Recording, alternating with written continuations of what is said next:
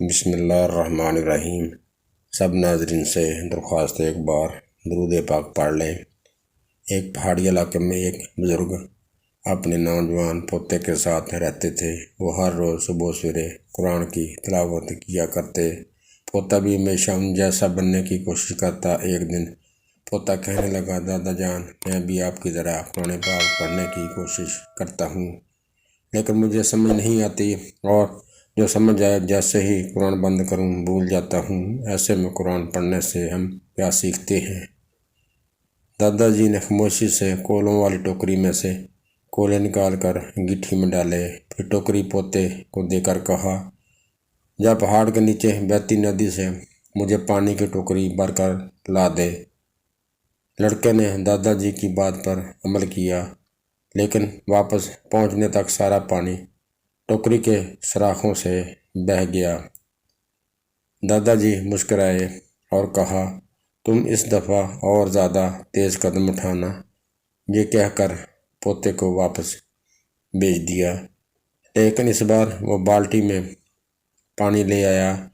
دادا جی نے کہا، مجھے بالٹی نہیں، ٹوکری میں پانی چاہیے، تم ٹھیک سے کوشش نہیں کر رہے۔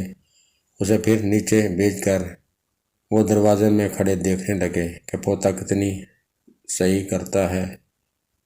لڑکے کو علم تھا کہ سوراخوں بھری ٹوکری میں پانی بھرنا ناممکن ہے۔ بہرحال دادا جی کو دکھانے کے لیے ٹوکری پانی سے بھری اور انتہائی سرعت سے واپس دوڑا، لیکن پہنچنے تک ٹوکری میں سے پھر پانی بہہ چکا تھا اور وہ خالی تھی۔ لڑکے نے کہا، دیکھا دادا جان، اس میں پانی بھرنا بے سود ہے۔